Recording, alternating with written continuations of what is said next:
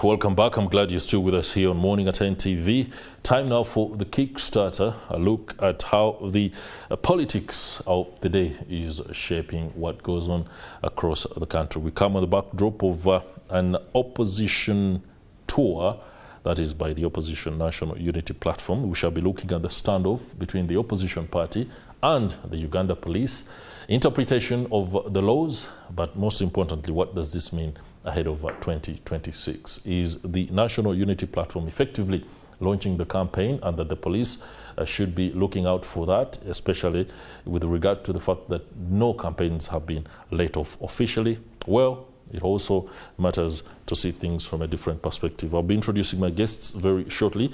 Just a preamble on what we'll be discussing later. Sustainable competitive political systems. Can we even manage to play polity? Or this is not our thing and democracy is an experiment gone wrong? The term democracy itself appeared in the 15th century BC in Greek city-states, notably classical Athens, to mean a rule of the people.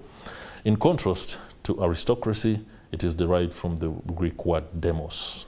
Political parties are vital institutions for the functioning of a modern democracy. They are essential for the organization of polity and are crucial in the expression and manifestation of pluralism. Those are very big political words.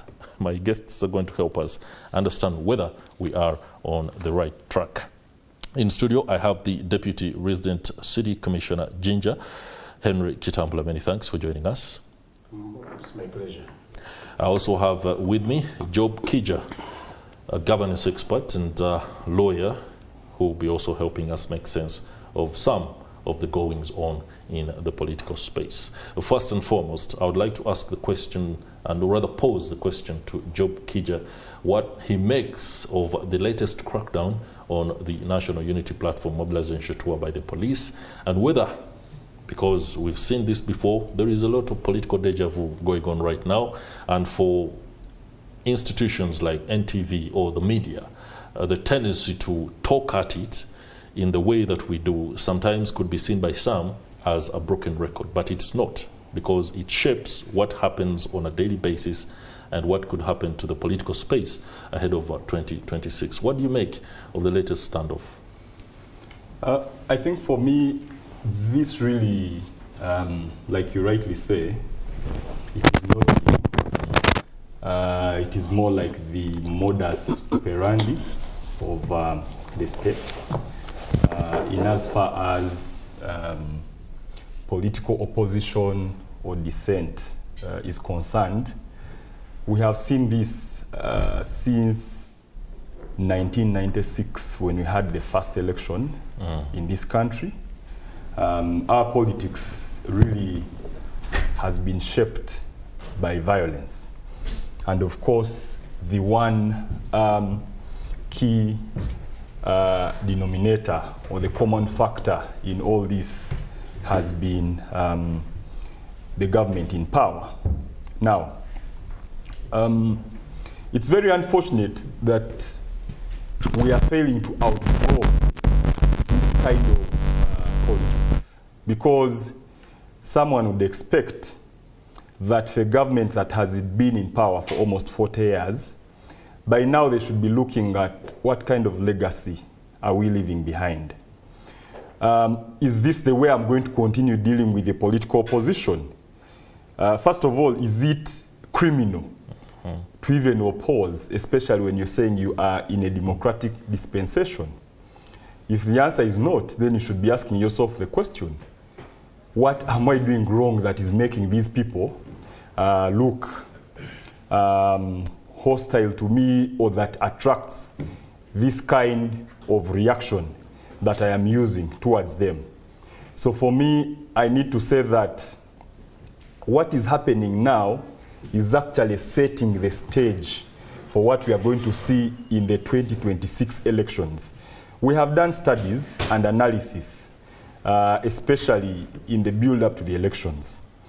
And I can assure you that right now, if I were to write an election observer report of the next elections, I can write it now, and the 2026 elections will come, and play they to will that script.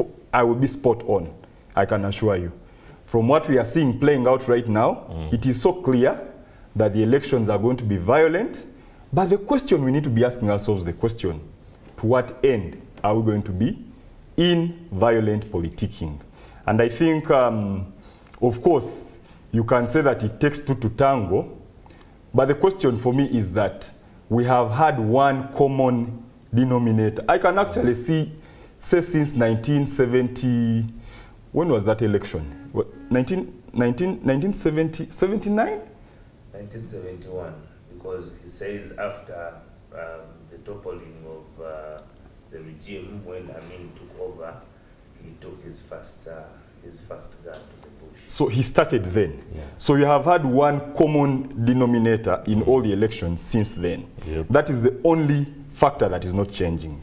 So the question for me is, to what end is this going to happen? Okay? And of course, like I already said, it takes two to tango. Okay? The common denominator needs to be mapped out. And then even us who are engaging, we also need to be asking ourselves the question, how do we make sure that this person or this actor does not actually take us in his comfort zone? Huh? You know, in football, we have home and away. Home is usually your comfort zone. I think President Museveni has been so clear that he is the master of violence. He has said it openly. Of course, it is clear that he has the monopoly over the means of violence. Okay, and he has all the other factors that would allow you or enable you to play out with these means of violence and be successful.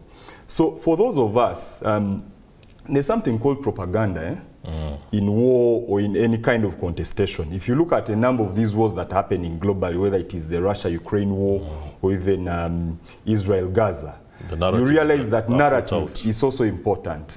Now, there's one narrative that has been created around the opposition. Oh, they are violent. Oh, they are anarchists. They are this and that. If you give them the opportunity to gather? Yeah, so if you give them the opportunity to gather, they are going to, they used to say that Besigye used to work on people's tomatoes and do all manner of things. But recently, I saw the traders actually closing shop. Okay? Without the issues they are, without him working on their tomatoes and things like that. And the issues they are raising are those that Besigye was raising when he was leading Walk to Work. So the point really for me, my message to those that are opposing the current establishment is to say that the comfort of the current establishment is violence. Okay? So the reflection that you need to be having internally is on how do you ensure that this person does not push you in that corner. Because he wants you to go there and he crushes you from there. All right, so that's a question we shall be putting to the Deputy Spokesperson of the National Unity Platform a little bit later. But allow me go to the Deputy Resident City Commissioner for Jinja, Mr. Kitambula. You were in the thick and thin of the latest crackdown on NUP as it sought to travel past the iconic bridge, Seziba. But let me first ask the question, do you agree, I wouldn't expect you to, but I'll ask the question nonetheless, that there has been a creation of a narrative that if the opposition is allowed to gather by any numbers, then they will wreak anarchy, yet there has also been consistent evidence that it actually does not play out like that if they are left to do their tours or mobilization campaigns. Thank you very much. In fact, I didn't know that my friend here is also the other side of the coin. No, he's a governance expert. But many of them side with the team of the Mufumbiros here. But first of all, I'm happy to be working for government. When you're in a government, you must, first of all, protect the interests of the people, the property, their lives. And above all, you must ensure that the laws of the land work without any discrimination. I'm happy that I'm the head of security for Jinja State, and especially Southern Division, where the Mighty Bridge is. And that's where there was some scuffle during the planned visit of His Excellency Bob Wine, Honorable Kyagulanyi, to Kamuli. And I observed whatever happened. I may say I also advised, because as head of security you must ensure that you play your role. What we have realized is that some of our colleagues are not willing to observe the laws, are not willing to work with the police. This is not the first time Honorable Kyagulanyi is having the tours, especially during this term, this term from 2021. There was a tour he held and moved through many areas, including Jinja, and I'm glad I was there. Then he went to Mayuge and all those areas, and finally to Luwero. And he did that without interruptions from police, from government actors. It was not until he lost focus and instead started uttering statements that are sectarian in nature, attacking leaders here and there, that police stopped him. Now this recent one, he was supposed to move to Kamuli. And he was supposed to go through Jinja, and especially the Nile Bridge, the new Nile Bridge. We were shocked as security to see that the principal, as they call him, was violating the rules governing that bridge, which Honorable which my friend here, Mufumbiro, knows very well. First of all, that bridge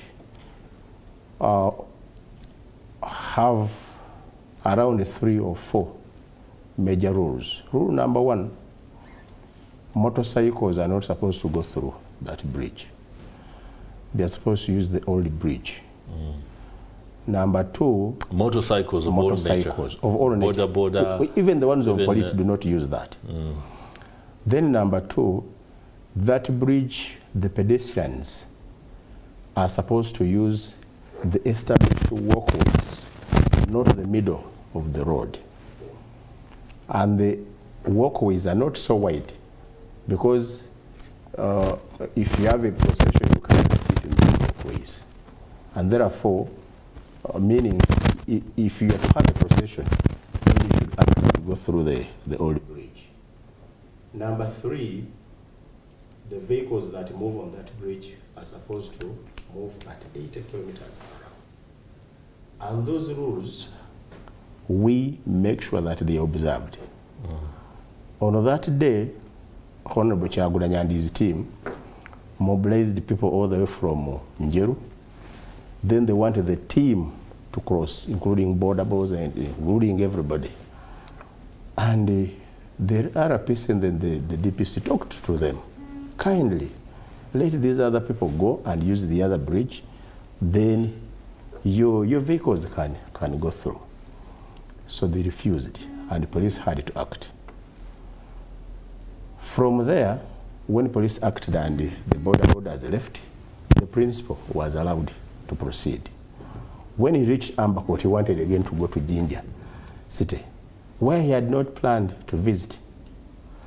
Then somebody who was going to Kamuli, from Ambakot roundabout to Starbucks around Mairombiri, just near Kamuli roundabout, took almost an hour there. That he was trying to wait for people to take him. Now that route, we have worked with many leaders, and indeed they have accepted with what we have been saying and doing. I want to give 3 examples quickly. Balaam Barugahari, when he was mobilizing or moving with under the MK project, his people wanted to wait for him and the team from Njeru. And we told him, yes, but the bridge has rules. Put your people at Igara. So he put his people at Igara, and we told him no procession. If they are accompanying you to Mpumode, then the police should lead you. Say that you go through very fast. The president himself, that is two. This is number two. The president himself, on the 26th January, he was coming to Jinja for the NRM day at Wachitaka. People wanted to wait for the president from Njeru, so that they would cross the bridge with him. They also wanted to have a procession along that trade road. I chaired the security meeting for the function, attended by special forces. We said, no, much as people want to wait for the president, but there are rules on this bridge, then we don't want the procession, because the procession will make the trailers to station at the bridge, hence we can... To stall traffic. And I'm telling you, the president never chased me. I'm still around. I'm still around. And that was done. You expect the last example, His Royal Highness, the Charazinga, I also chaired his security. I mean the security meeting for the preparation of the royal wedding.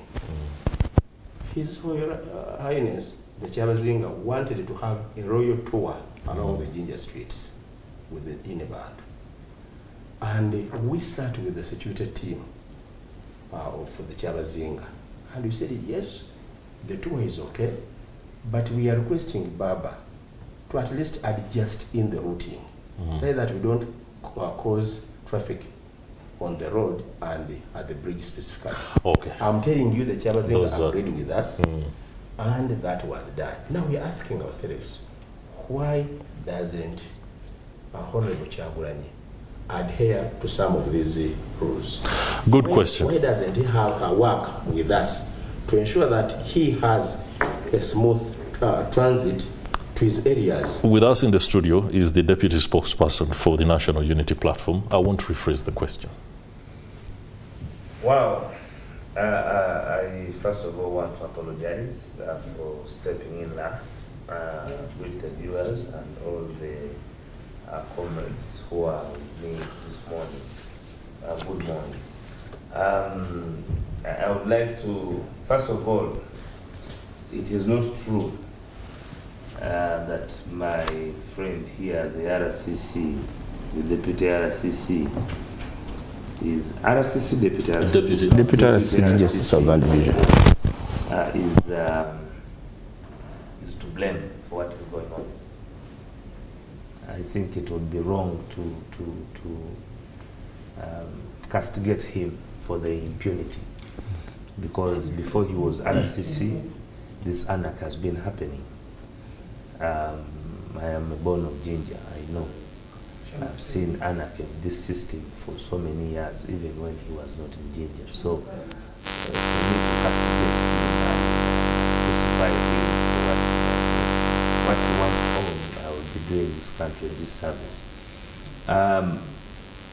We have actually followed all the regulations. And now, we wrote, by the way, we wrote to the Office of the Inspector General of Police. We got all the places, because with us, we are required to present acceptance from the venue where we will hold our rallies or our meetings. And this has happened. This is the first time it has happened. We have two issues of discrepancy. One, the issue of procession. They are saying we don't need to do a procession. Two, the issue of us telling them numbers we project to mobilize. And then I think the other one is them telling us that we must be indoor. Now, by infrastructure even, does Uganda have capacity countrywide for indoor political meetings or gatherings? I don't think so. Secondly, they have the issue of processions. All political actors today in Uganda, unless you want to be blind, are doing processions. Just yesterday, in the weekend, you saw the failed MK project. Processing around town. Kampala here, in the busiest centers of Kampala, they had processions. UPC was having processions in Chitigu. The Democratic Party is having processions and meetings in the country.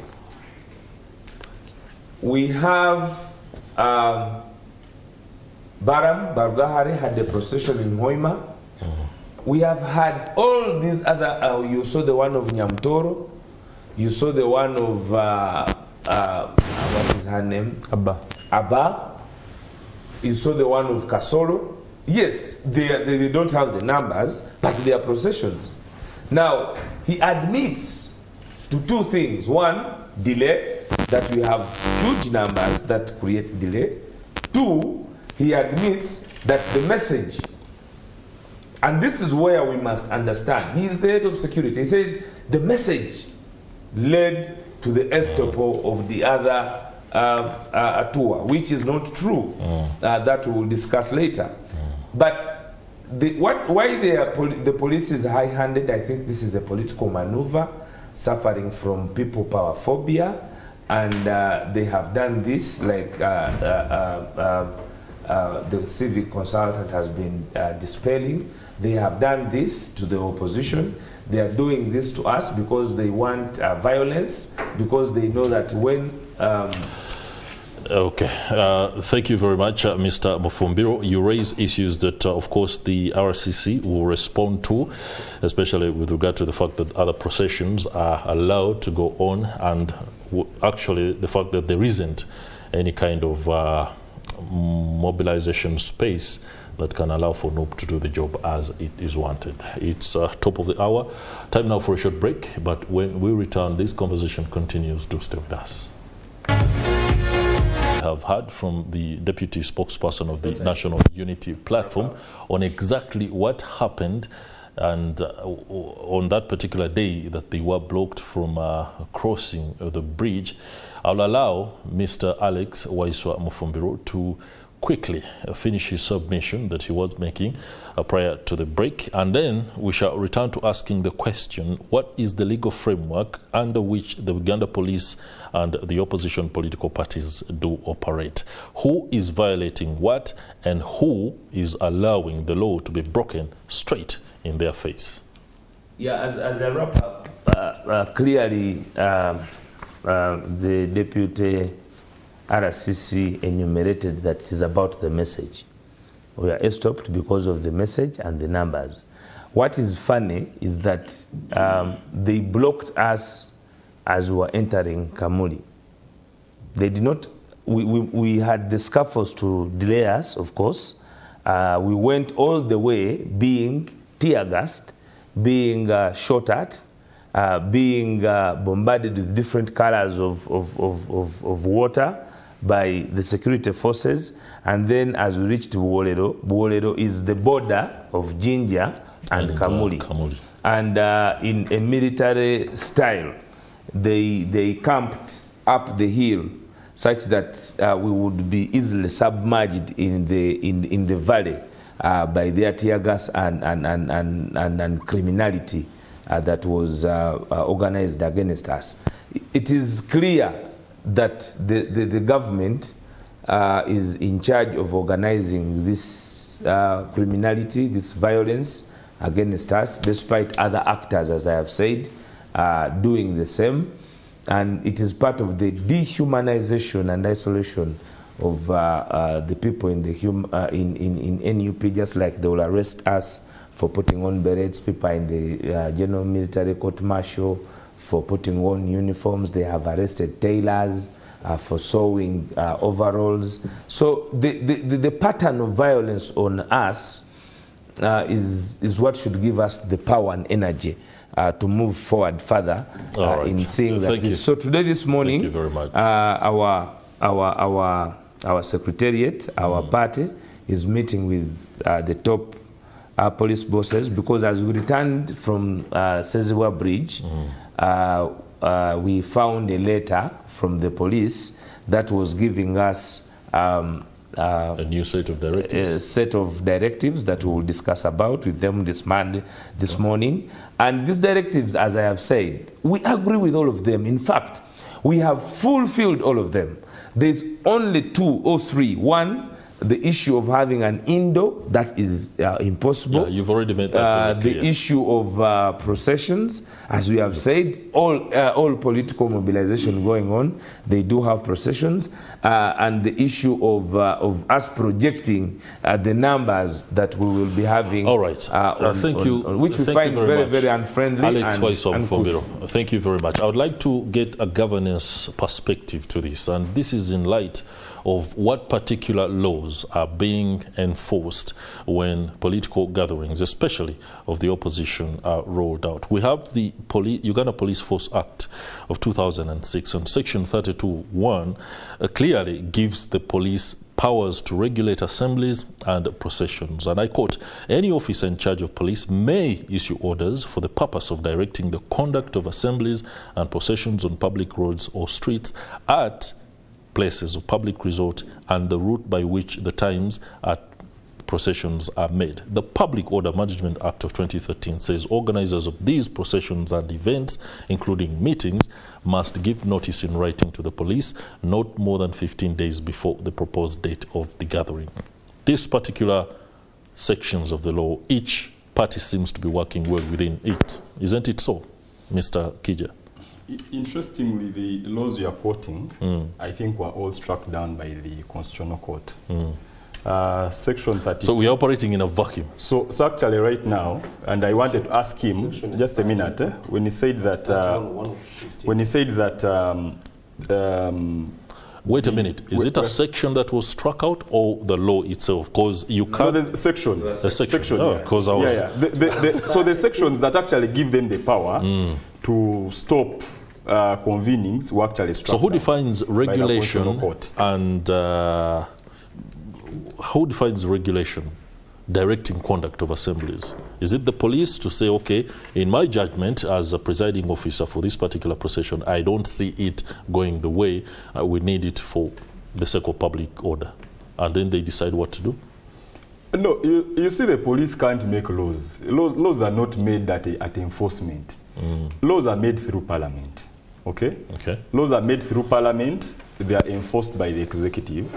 And then the judiciary helps us to gauge whether these laws are indeed constitutional or unconstitutional. Now, when these laws were passed initially, they were implemented.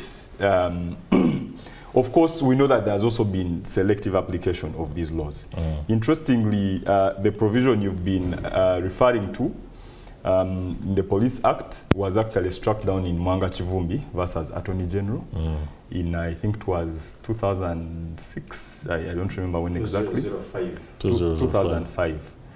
The Public Order Management Act in 2019, the sections again which were giving police the powers to, the provision then was that you should notify them and then they can come and stop your gathering. And they used that a lot. I remember when we were doing a number of campaigns around the free and fair elections, etc. And that was also struck down. So right now, the executive is actually, those that are enforcing, let me not even say the executive, are using a flawed legal framework. Okay? And I think we need to get back on the drawing board. So RCCs, as you're enforcing whatever you're enforcing, you need to go back to your bosses and ask them what can we use. It's very unfortunate that for quite some time we've been having these provisions which clearly are just designed to curtail civic organizing, political organizing. And that is why you see the contestation that we're having now is seeming to be violent. So I think for me, as a country, what we need to be actually doing, and first we've been talking about 2 important things. One is we've been talking about having constitutional and electoral reforms. Okay? We need to get back to a conversation and ask ourselves the question, what is it in our constitution that makes us have this kind of contestation that is not desirable for all of us? Time and again. Time and again. Because if you look at election observer reports since 2006, it is the same issues that are emerging. What we are seeing now is not new. Mr. Kitambula has just gone to Jinja. Before him, there was someone called Sakwa, Eric Sakwa, who said over his dead body, I think certain politicians were not supposed to go to Jinja. Sakwa is not there. These politicians are going there. The people that have taken over from Sakwa are behaving exactly the same way Sakwa was behaving. So right now, that's why I was telling you, we need to take the debate away from the bridge. Or is the bridge weak? Is it not weak? Should they do processions from there or not? The second thing is we have a lot of unanswered questions in our governance. Why is it that we look at each other, especially when we get to political contest, as enemies? We have a number of unresolved questions since Uganda was formed. We need to have a national conversation on how can we make sure that we are all, we have other democracies, even our neighbors here in Tanzania. We don't see this kind of violence playing out. Kenya, yes, they might be having some challenges sometimes, but they see it. Recently, we had Ruto and Raila Odinga coming here and meeting President Museveni for a blessing for Raila Odinga to become the chairperson of the AU. Why can't we have that level of politics in our country? We need to get to a national conversation that helps us to try and iron out any simmering unresolved questions that we have from the past, and then we ask ourselves the question, how can we take Uganda forward together? Because it doesn't help us for Besigye to come on the political scene. He's fighting with Museveni. Fast forward, Besigye goes, Bobi Wine comes. It is also a fight. Fast forward, Bobi Wine might go. Maybe we shall have Waiswa, or even Mr. Kitambula might actually be the leader of opposition. Kitambula might change. He might change, and he becomes the leader of opposition. Amama Mbabazi, who framed the Public Order Management Act, was the first. Was stopped by Kawesi at the bridge. At the bridge. You get it? So the question is, why is it that when someone goes on the other side, they are looked at as enemies? I think we need to get into this kind of conversation and ask ourselves the question, how do we move forward Uganda? How do we enjoy it together such that it doesn't look like it is okay for Abe, for Nyamutoro, for Baram to do processions, and then it is criminal for Muhozi, and then it is criminal for Besigye and Bobi Wine and Waiswa to do the same. Mr. Kitambula. Maybe I have a lot to please do respond to the critic, okay, because we don't have a lot of time. First of all, the issue of the processions by other political actors. What you ask is what you are given. Yes, what you ask is what you are given. If you notify police that I'm going to hold meetings or rallies in Kamuli at this place, in Mayugi at this place, that's what police expect you to do. If somebody says, I'm going to have a procession along this street and the other street, and police feels that they can control traffic and what have you, then they can allow you. So in this matter, these ones did not ask for any procession. They asked for specific areas where they were going to hold the rallies from. That's one. Number two, in other words, they were supposed to drive straight to the rally points where they were supposed to hold their mobilization campaign. That's what we expected. You stopped us at the border of Kamuli. And because you have Jinja. You had spoiled each and everything. What do you mean? Each and everything. 7 hours, 8 hours, you on the way. So that's one. Number two, we are not scared of any number. We are not scared of any number. Because at times, because of excitement, people can always come and see you. That one is not an issue. But are you in a position to observe the laws? I liked you when you talk about Section 32(1) of the Police Act. Let me put the record straight. In the Mwanga Chivumbi versus Attorney General, Constitutional Petition number 9 of 2005, what was nullified by the court was Section 32(2), not 32(1). That's one. Number two, In the constitutional petition number 56 of 2013, Uganda Human Rights Network and 6 others versus the Attorney General. What was nullified in this form is section number 8. Section number 3 that talks about the powers of the Inspector General of Police or authority officer to regulate the conduct of public meetings was left intact.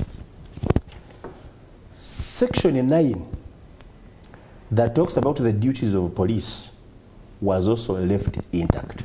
And this section, when you read subsection 1, F, the police shall be responsible for preserving land order before, during, and after the public meeting. Then 2, for purpose of subsection 1, the police shall, and I want to draw your attention to F, disperse defiant or unruly crowds or individuals at a public meeting in order to prevent violence, restore order, and preserve the peace. And that will be determined as is. And E, which I left, direct traffic and the routes to and from the event to prevent obstruction of pedestrian or vehicle traffic or any other lawful business. But what we have seen, whenever police comes to play its role, take this route for instance, they will say, why do you refuse us from taking this route? All so right. They are always defiant, and that's why police always comes in. So let me go. Let me quickly go to Mr. Mufumbiro. I'll be returning to you very shortly. I'm glad that Mr. Mufumbiro Isaac, Alex, you know, there is my friend Isaac, Mr. Mufumbiro Alex. One, I appreciate him for today. One, for being humble. If he would be humble like today, things would move on very well. Number 2, for admitting that because there is a standoff, there is a need to go back to the table with the police and agree on a few things. And I think that is very mature. We do hope that particular meeting will be able to iron out those pain points on the part of the National Unity Platform. Briefly, what he said, looking at each other as a political enemy, I think partly the opposition creates it. When you look at my friend here today, if I invited him to my office to come and maybe have a cup of tea. Or a cup of tea. Tomorrow he will be branded as somebody who was crossed to the ruling party, the government. Because he visited me. He had a moment of camaraderie with you. So there is that kind of misconception that needs to really be dealt with. Okay. For me, I can accept you inviting me to your office for a cup of tea, but I'm also inviting you at no headquarters for a cup of tea. When is that? You can come after here. When is that? What, your people eat me? No, you see the perception? Now, that is exactly the perception. And we can go on camera and you see what happens, that everybody will welcome you. We are not monsters. We thought you were. And yes, and that is why you get it wrong. Once you believe we are monsters, you will treat us violently like monsters. And that admission you've just made is not only with you, it coronates from your commander-in-chief that we are monsters, and what makes us monsters with your own personal admission now is simple, because we are presenting the truth of our lives. What about the issue of abusing everywhere on social media? Mr. Kitambula, yes. Let me ask the question: is there a possibility? So you stop us? There's something very interesting he has just said. What is that? What about abuse? Is that the abusing reason? everybody on social media? They have a team that. Let's take just a moment. Let us take the wordings of supporters on social media as expressions of personal and individual opinion. I do not, at any one point in time, agree that whoever speaks good of President Yoweri Kaguta Museveni is speaking on behalf of the man. He's expressing opinion. The same way, anybody who speaks for the principle of the National Unity Platform, or even the president of JEMA political party, does not speak for JEMA nor the president. He's expressing personal opinion. But the choice of platform is something that should not be let as we can't blame the leader for somebody choosing to use Facebook, to use X, or to even go on YouTube. About the wrong use of so that is another discussion altogether. But Mr. Kiija, rather, you do have what appears to be a very itchy submission, especially on Section 32 of the Police Act. No, me actually wanted to go back to the narrative that and he just admitted it, that Bobby Wine's mobilization had been stopped because it started attacking leaders on the political platform. And I really wanted to check, because we have laws that can actually be used. Like, there's criminal libel. You can be taken on. Defamation. Okay? Defamation. Character assassination. Using the law. What business does the police or even another DC have in terms of sieving what should be said at a political gathering or not? If someone is offended by what has been said at a political gathering, there are normal procedures to follow for the law, for that person to actually face the law. Why isn't Bobby Wine meant to face the law instead of stopping his gatherings? Because you see, when you just continue stopping people's gatherings, you create this narrative that the regime is intolerant to opposing views, because actually this is what has been created for quite a long time. And I think for me now is the time for the NRM, as we are celebrating 40 years, that we should be asking ourselves the question, what kind of legacy do we want to leave behind? What do we want to be remembered for? We want to be remembered as that institution or as that establishment that created for a level playing field in terms of our politics for everybody, such that we are not forcing other people now to do what we did in 1986. To go to 1980. Have now created this level playing field that makes everybody enjoy and participate meaningfully in our politics. Now, allow me observe, or rather give what I've observed over time, is that when an opposition political party is left to conduct their activities, it usually goes on smoothly. What I have realized, and this one you might correct me if I'm wrong, is that when opposition activists are allowed to conduct their business freely, the regime sees that freedom as a mockery to itself. No, not at all. Okay? To the extent that somebody must be asking the question out there that how did you allow these people to have so much leverage on this particular mobilization tour and gain political capital? Isn't that the sentiment that rings across the meetings within the national resistance movement? Chris, I wanted to give an example of an experience that I've been in an activity that I organized. Around 2014, I was coordinating what we were calling the Campaign for Free and Fair Elections. Okay, under the aegis of what organization is that? This was the National NGO Forum. I asked that in order to distance what he said, that you are an opposition activist. No, he can. You don't mind? I don't mind. For me, because the NRM has claimed me, and I'm happy to be claimed by anybody. Okay. But I don't have any party card for any party. But we brought together, actually in this process, where we had a national consultation at Hotel Africana, about 70% of the total number of people that participated in this process were NRM. Now, we're having one of the consultations for Uganda, and we were at Hotel Brevard in Masaka. Civil society, political parties, religious leaders, etc. And Dr. Kiza Besije was in that meeting. The police and the RDC came and told us, if Besije doesn't get out of this meeting, this meeting won't go happen. You get it? So we tried to engage, because actually then I had believed the narrative that, maybe these guys, they cause some chaos when they are organizing their rallies. The police and RDC told us, if this man does not get out of this meeting, it will not happen. And we asked, but under what framework now? Of course, then Poma was there. But we had gone through all the protocols that are necessary, because we had convened these meetings. We had convened these meetings. I told you 80%, almost 80% of the people that participated in this process were NRM, including RDCs, by the way. Leaders. Yeah, of course, they were leaders. We are dealing with RDCs are leaders. Are you not a leader? Yeah, you're not a leader. So maybe he wants the political heads. So anyway, it was until Besje said, you know what? I think it's talk about electoral leaders being that for him he earns from appointment.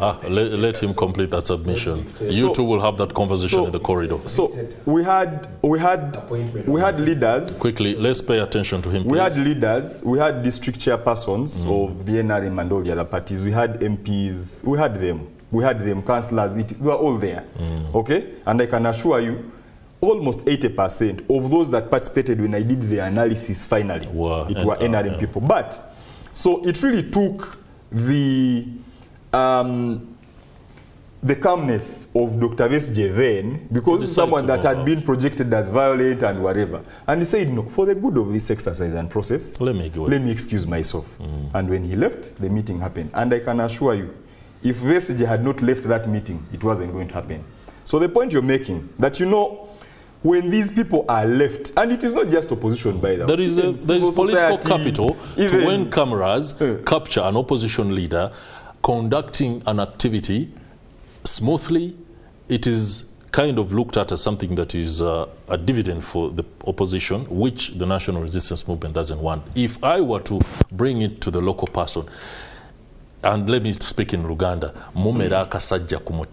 when these opposition parties go on and they talk to people smoothly. He has also said that we have people who are forbidden.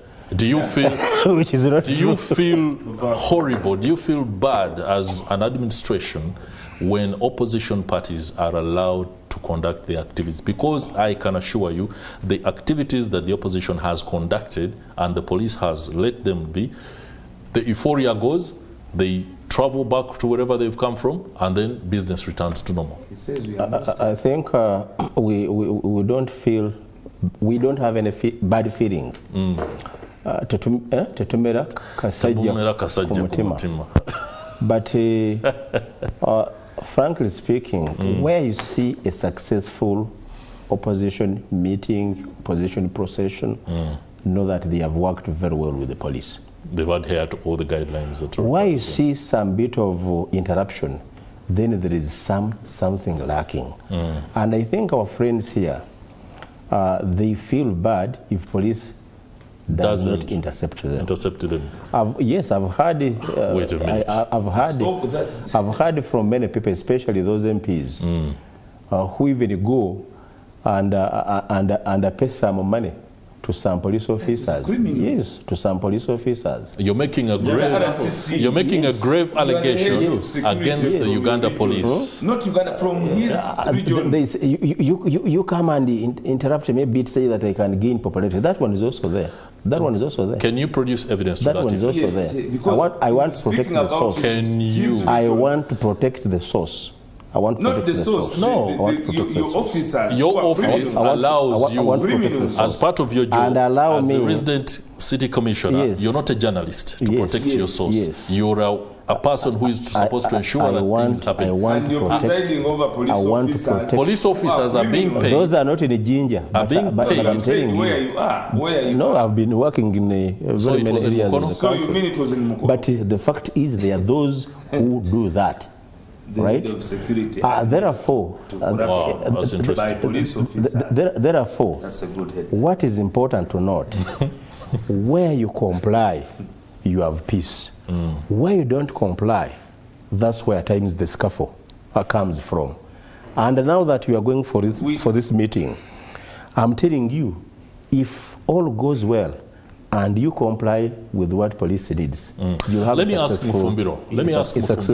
In light of all the contestation that the National Unity Platform has found itself in with the police, at what point have you sat back and said, all right, if we are going to be, clashing most of the time, let's create a new modus operandi as a party that will not bring these clashes about. If we are, for example, supposed to hold a mobilization campaign indoors, and then we are trying to select where we want to hold this political mobilization campaign, and you choose and roll out a message to your supporters that we are looking at 350 people to fit into the hall at Kamuli local government headquarters.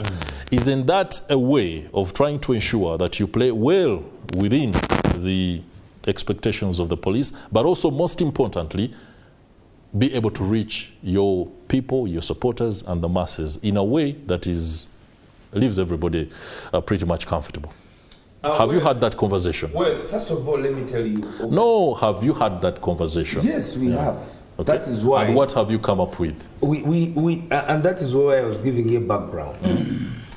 When we were going for consultations in 2020, the consultations for Bobi Wine to run as president, we were called because it was during COVID time.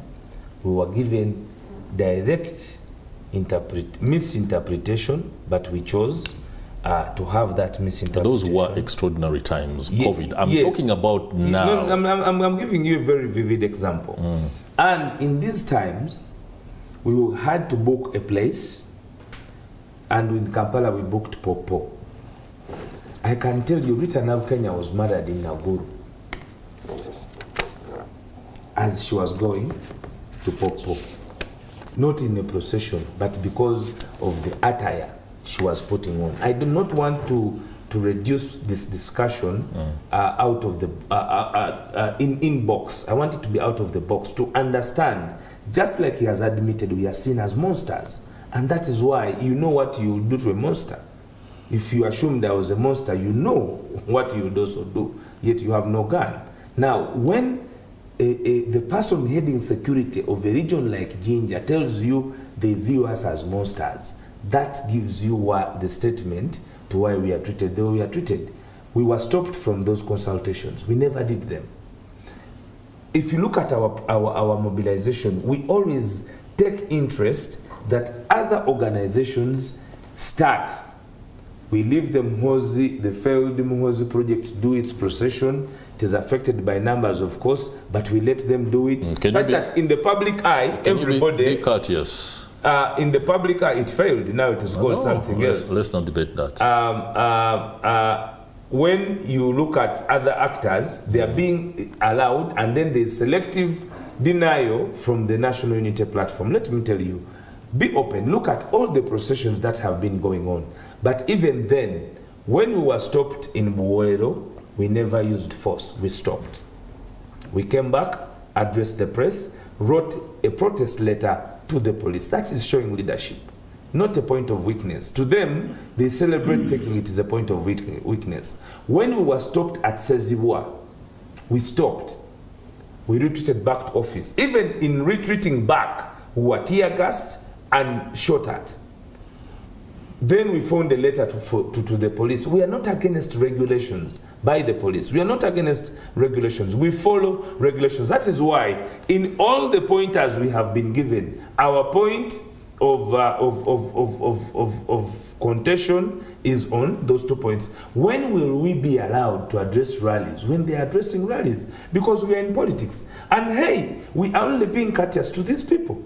I can tell you, if we wanted Kyagulanyi to address residents of Jinja in a rabadaba style, not the bullets, not the bombs, not the tear gas will stop us. But we understand. You didn't. We understand. Yes, I'm telling you, because we give damn care to the people we lead.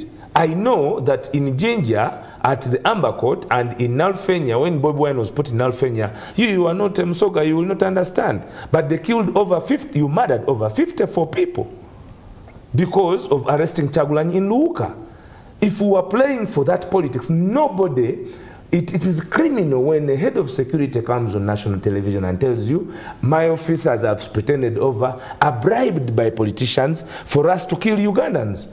In these instances, Ugandans are killed. In Kamuli, we were discussing with you, 2 people died because of the mayhem, because of the tear gas, because of the bullets you are whirling all over the people of Busoga. Now, that backward behavior in the 21st century on matters of democracy. This democracy you claim you have fought for, these are the very rules. You've been reading the laws of the police. The laws of the police cannot curtail the rights of the people.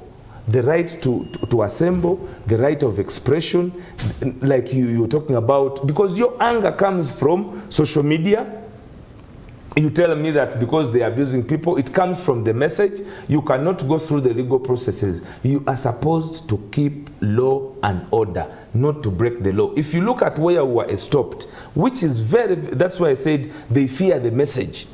Not even these processions, but they understand that the message we are giving is mobilizing capacity. The message we are giving is manifesting on our numbers, and they have had a long toll, if I may tell you. They have had a long toll on demystifying our existence. So whenever we show up, they get the goosebumps for the magnanimity and the mass mobilization we have. Quickly, gentlemen, I'm afraid MorningAtNTV cannot offer the necessary time to be able to exhaust these arguments as best as any one of you might want. So allow me ask Mr. Kiija to begin the wrap-up, a minute for each of us, so I can transition to our live location report by our man on the ground, Stephen Mbide. Yeah, I think for me, just really in terms of wrap-up, it's a message to all Ugandans. It's a message that I just want to re-echo for all of us that are in charge of our politics. Uganda is for all of us. It is not for one person. Let's not, or for a few individuals. Let's not continue creating this kind of atmosphere as though it belongs to certain people and then the others cannot be allowed to organize. We have laws to do with freedoms of assembly, freedoms of association, which are really fall within the larger framework of the international legal framework. So let us really just try to respect them and allow for everybody to exercise their rights to assembly and association. RCC? I think our friends, the opposition, have a long way to go. And the showbiz they are doing cannot really enable them to take leadership of this country. The playing ground is open and it is leveled. But the bigger question we must ask ourselves, are these opposition people, apart from the processions and the disturbances they cause on the streets, are they having any strategies that can make them win? I want to give just an example. Recently they announced they coped what NRM does. Do not go into a debate on the strategies of the opposition. And they announced the registration of the voters. I mean, Jinja have not seen any registrar. You're not National Unity Platform. Yeah, but I had security and we are supposed to protect them. Mr. Mufumbiro, please don't go rubber-dabber in Europe. Just ensure we always beat your security. A minute is okay. We always beat. Please wrap it up. We always beat your security, and definitely we have beaten it at this. Avoid the grandstand. I wanted to say this, that I think as a country, we are faced with a leader who took a lot of time nurturing a heir to a republic which is not an empire. And despite having amassed all the abilities, the guns, the money, and others, the people have refused that it will not become an empire. To have a crown prince, many of these other people will come up to rubber stamp the toppling of the Republic of Uganda. But I am sure the people of Uganda will rise up against this. Right. Tomorrow we will be in Mukono. Thank you very much. Definitely on Wednesday we'll be in Masaka. Thank you very much. Alex Waiswa Mufumbiro, Deputy Spokesperson of the National Unity Platform. Many thanks to you too. Deputy Resident City Commissioner Jinja, Mr. Henry Kitambula, and of course on my immediate left, Job Kiija, a lawyer and governance expert. Your perspectives have helped embolden our understanding of matters polity. Many thanks. That will do it for our Kickstarter. Let me now go to Stephen Mbide, who is in Chirudu. He's due to speak to the Minister Kaduchu, who is, of course, standing by. Good morning, Stephen.